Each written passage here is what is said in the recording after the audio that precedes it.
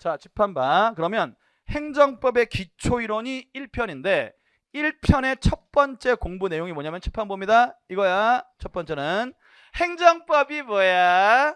행정법이란 행정법의 개념입니다. 자, 행정법이 뭐냐? 행정에 관한 법이에요. 행정법이 뭐예요? 이거 맨 처음 공부한다고. 행정법이 뭐라고? 행정이라는 이건 대상이야. 행정이라는 대상을, 자, 이게 법이야. 법이라는 이건 수단이에요. 수단을 통해서, 됐죠? 행정이란 대상을 법이라는 수단으로 규율하는 학문이 바로 행정법입니다. 됐죠? 자, 그러면 첫 번째 질문. 아니, 행정이란 대상을 법이라는 걸 가지고 왜 규율을 하는 거야? 법치국가니까. 됐죠? 이게 법치주의예요. 자, 법치주의가 뭡니까? 봐봐, 옛날에는 국왕이, 행정이 뭐라고? 그냥 아주 쉽게 말하면 나라 살림이야. 행정이 뭐라고? 그냥 나라 살림이라 이렇게 생각하시면 돼요. 됐죠? 자, 옛날에는 국왕이 행정, 나라 살림할 때 국왕 지 멋대로 아무렇게나 했다고요. 기준과 원칙도 없이 했단 말이야. 됐죠? 옛날에는 어땠을까? 국왕이 집 내키는 대로 아무렇게나 나라 살림을 했어요. 그럼 어떻게 했겠니? 국민의 기본권을 마구잡이로 침해했겠지. 됐죠? 뭐야? 국왕이 가다가 얘 토지가 겁나 좋아 보여. 저 토지는 내 땅이야. 뺐습니다. 돈 한 푼도 안 주고. 국민이 침해를 받잖아요. 됐죠? 그 다음에 내가 국왕이야. 됐죠? 가다가 기분 나빠하지 마. 됐죠? 이 여자분한테 야, 너 일로 와. 너는 내 시중을 들어라. 라고 명령하는 거예요. 됐죠? 얘가 얼마나 시원하겠어요. 됐죠? 이렇게 국왕이 지 멋대로 나라 살림을 하니까 국민의 기본권을 마구 침해했다고요. 이랬어요? 그래가지고 뭐야? 국민들이 참다 못 참아가지고 폭동을 일으킵니다. 그게 뭐야? 바로 1792년 프랑스 시민혁명이에요. 됐죠? 그래서 자, 시민들이 혁명을 통해서 국왕을 몰아냈어요. 그리고 그 다음에 어떻게 한 거야? 이제부터는 나라 살림, 행정을 할 때는 국왕 마음대로 나라 살림을 하지 말고 우리의 대표자가 누구야? 국회의원들이야. 우리의 대표자인 국회의원들을 뽑아 놓을 테니까 국민이 직접 뽑은 국회의원들이 정한 법률에 따라서 나라 살림을 해라. 이게 바로 뭐예요? 이게 법치주의고요.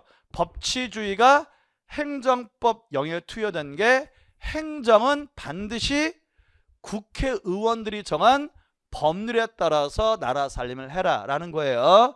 자, 그래서 여기에 적용되는 기본 원리가 있어요. 기본 원리가 뭡니까? 행정은 국회가 정한 법률에 따라서 행정을 해야 한다는 거야.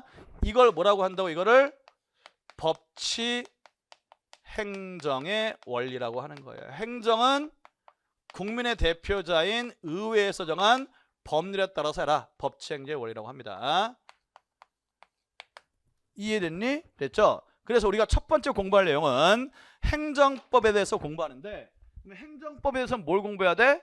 세 가지를 공부해야죠. 첫 번째, 행정법은 뭘 규율한다? 행정이란 놈을 규율한다. 그러면 행정이 뭐야? What is 행정? 행정이 영어로 뭐예요? administration. 야, 니들 알아듣기 쉽게 얘기한 거야. 그래서 행정이란 무엇이냐? 행정을 과연 어떻게 개념 정의할 거냐? 행정의 개념을 공부합니다. 됐죠? 두 번째, 그럼 이 행정의 대상에 대해서 어떻게 한다는 거야? 법으로 규율을 하겠다는 거야. 법으로. 행정은 마음대로, 국왕 마음대로 하지 말고 국회에 정한 법률에 따라서 하라는 거야. 이게 법치행정의 원리야. 법치행정의 원리를 우리가 또 공부해. 이게 무슨 내용인지. 이게 두 번째. 그 다음에 법치행정의 원리가 뭐야? 행정이란 대상을 법으로 규율하는 거죠. 그럼 법은 뭐야?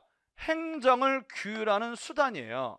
그러면 행정법에서 말하는 이 법은 어떤 게 법이냐? 법에는 어떤 종류가 있느냐? 어떤 게 행정을 규율하는 법이냐? 행정법의 종류, 이 법의 종류를 공부한다고요. 됐죠? 이해됐니? 이렇게 해서 우리가 행정이란 뭐냐? 법치행정의 원리는 뭐냐? 그 다음에 행정을 규율하는 수단인 법에는 어떤 것들이 있느냐? 세 가지를 공부하는 거예요. 이해됐습니까?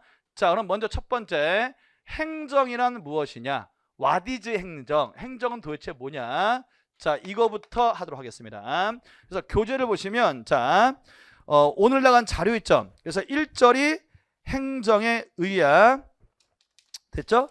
구교재 갖고 계신 분들은 자, 몇 페이지 하냐면 12페이지 하는 거고, 그 다음에 오늘 아직 책이 안 나와서 그런데 책을 갖고 계신 분들은 8페이지 하는 거예요. 이해됐습니까, 여러분들? 자, 이제 갑니다. 칠판 봐. 행정이 뭐냐? 자, 행정이 뭐냐 하는 거야. 자, 행정은 칠판 봅니다. 책에 이 표 있어요. 구교재는 없지만 구교재 이거 보시면 돼. 됐죠? 행정이라고 하는 건 뭐를 전제로 해서 나왔다? 얘들아, 고등학교 나왔죠? 고등학교 나왔지? 자, 권력 분립 이론에 근거해서 행정이라는 개념이 나온 거예요. 행정은 권력 분립을 전제로 해서 나온 개념이라는 거야. 권력 분립이 뭐예요? 고등학교 때 들어봤어? 권력 분립? 자, 권력 분립이 뭡니까? 괜찮아요. 권력 분립 뭐예요? 그냥 상황 대로 얘기해봐요. 그래, 그게 무슨 말이야? 자, 보세요. 권력 분립이라는 건 뭐냐면 국가의 공권력은 하나의 기관이 모든 공권력을 다 행사하면 이거는 부패하고 썩기 마련이라는 거야. 권력이라는 속성은 그걸 갖고 있는 사람이 부패하기 마련이라고. 됐죠? 그래서 이 권력으로 인한 남용을 방지하기 위해서 국가의 공권력 행사, 국가의 권력을 세 개로 쪼개서 그 세 개의 권력을 각각 다른 기관이 행사하도록 하는 거예요. 왜? 하나의 기관이 모든 국가 공권력을 독점하면 남용될 우려가 크기 때문에. 이랬어요?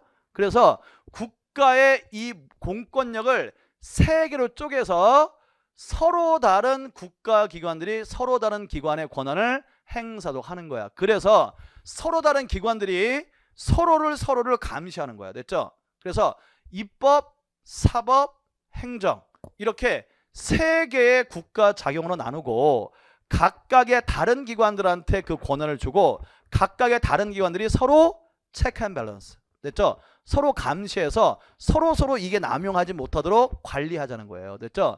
이렇게 나오는 게 권력 분립입니다. 이해됐어요? 자, 그러면 국가의 공권력을 세 개로 나눠요. 알고 있죠?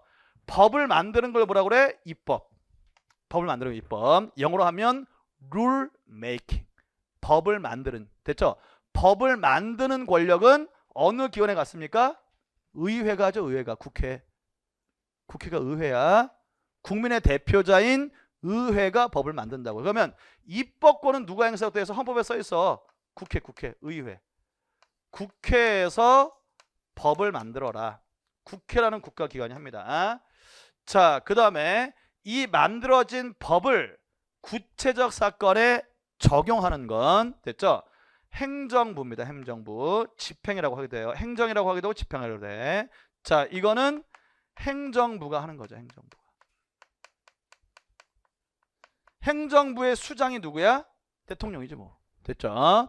그 다음에 이렇게 법을 집행하다가 분쟁이 생기면 분쟁을 판단하고 선언하는 기관입니다. 이게 사법이고요. 이걸 하는 기관이 법원이야. 법원. 사법부야. 사법부.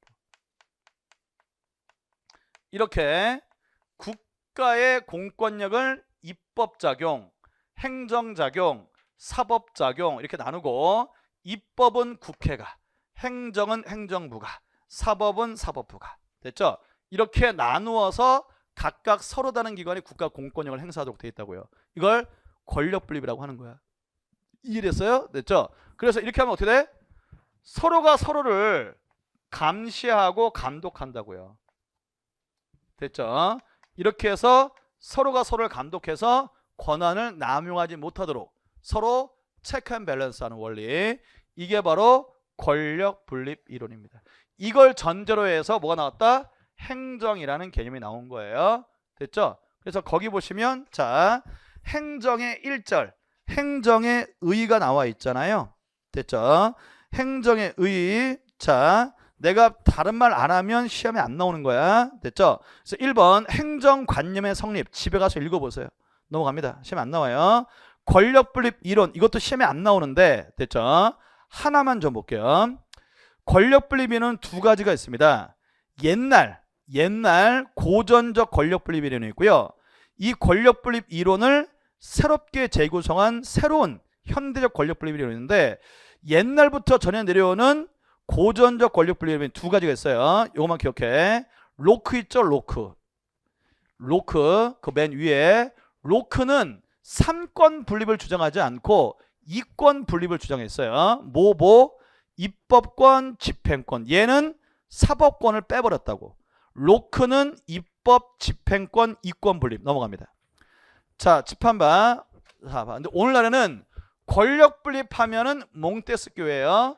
몽테스큐가 주장한 입법, 사법, 행정 3권 분립을 일반적으로 권력 분립이라고 한다고요. 됐죠? 그래서 몽테스큐 있죠? 그 몽테스큐에는 자, 밑줄 입법, 행정, 사법권 3권 분립 주장. 그 다음에 현대적 권력 분립 이론 있죠? 시험에 거의 안 나와요. 레벤슈타인이라는 얘기인데 이거 똑같은 얘기예요. 됐죠? 얘도 세 개로 나누는데 얘는 입법, 사법, 행정으로 나누지 않고 정책 결정 이게 입법에 해당되는 거야. 정책 집행 이게 행정에 해당되는 거야. 정책 통제 이게 사법권에 해당됩니다. 이렇게 세 가지로 나눠놨다고요. 됐죠? 시험에 나온다 안 나온다 한번 심심해서 해본 거야. 됐죠? 하지만 요거는 알아둬요. 오늘날 권력 분립이라고 하면 뭐라고 얘기한다? 몽테스큐에도 아니고 로크도 아니고 오늘날 일반적으로 사용되는 권력 분립이론은 여기 나와 있죠? 자, 아니 레벤슈타인도 아니고 몽테스큐의 3권 분립, 입법, 사법, 행정을 말한다. 권력 분립 일반적인 경우에는 이렇게 알아두시면 돼요.